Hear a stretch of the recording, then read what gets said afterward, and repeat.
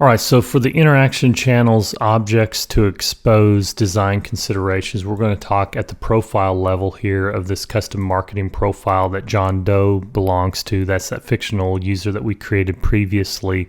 In the next lecture, we'll look at the sharing model design considerations. That will take us a level deeper in the security model of our Salesforce instance here, where we look at what we set cases to, for example. But I wanted to speak specifically to an individual profile and discuss how this relates to the interaction channels and the different design considerations. And so we talked previously about the cases object and how the CRUD rights are read, create, and edit. And we looked at their different record types specifically for the profile design considerations. But then some of these other objects that we may need to expose to people in this profile would be things such as entitlements. We've not enabled entitlement management, so we're not seeing it here.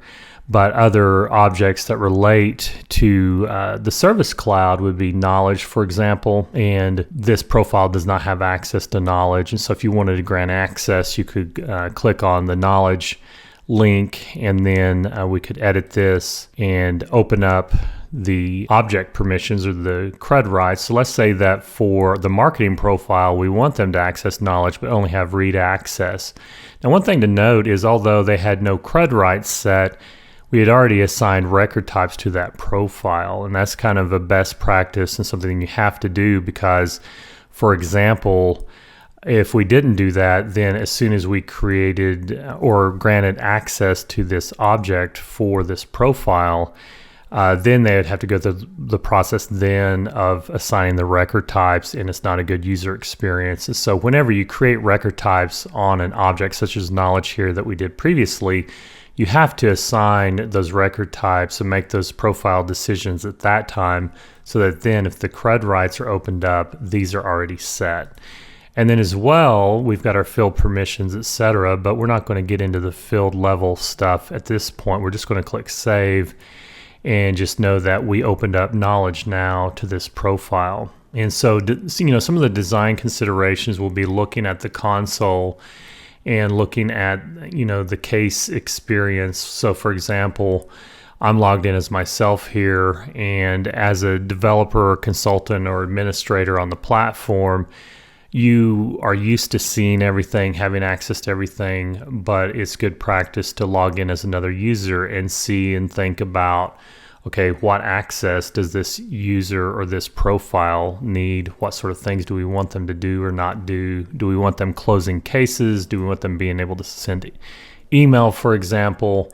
Do we want them having access to knowledge as we just opened up for John Doe, for example? Having this broad and deep understanding of the different options you have available for extending functionality to end users will serve you well in making people's vision a reality on the platform. And just keeping in mind that we're dealing with the profile level here, and then you'll want to make these settings on a profile by profile basis as far as making these objects exposed or hidden from different users. So one other thing I wanted to show you before we get into the sharing model in the next lecture is a helpful resource, and I'll provide this link in the resources section of this lecture. And this is from inside of the SOAP API Developer Guide.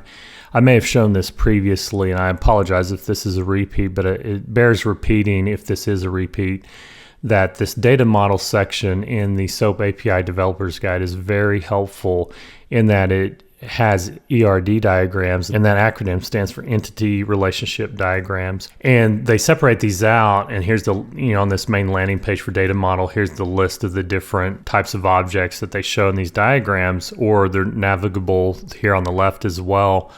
And they go in the same order as this main landing page here. For example, sales objects, this would be Sales Cloud related objects. And you see case is available in Sales Cloud, but it doesn't go very deep on the case object. But the support objects have a lot of other objects hanging off of it. And here's where you begin to see the Service Cloud objects come into play. And so when we talk about objects to expose design considerations, you'll want to have this particular diagram in mind whenever you're trying to keep in mind what are the different objects that are available to Service Cloud users beyond just case. You get into entitlements, for example, and entitlement contacts, which relate to the contact record. And then as well, you've got your knowledge articles here, for example. We spoke to that just previously.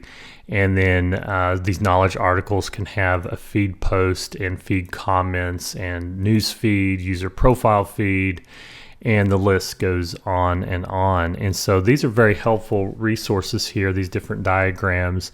And so when you're thinking about the objects to expose as it relates to the different interaction channels, you're going to be dealing with cases, but also you're going to want to think about these other things such as entitlements if you're dealing with that, which we'll get into entitlements later on in this course, and as well knowledge articles and all the different support objects that are available. And it is true that you can get to this information through the schema builder. So if I go into setup or service setup, it really doesn't matter. We can search either, and there's really no difference here because you can search for and select any of the setup objects. So in the schema builder, you could get to this information here and build your own ERD diagram, which is also helpful. But seeing it all in a PDF format, this is a web-based format, but you can also download the PDF by clicking here and even reference other versions of the API per release, which is very helpful because some of these objects are newer than others. You can do that as well. So be sure and check out the resources link for the SOAP API Developer Guide. And next, let's go on to the sharing model design considerations for the different interaction channels.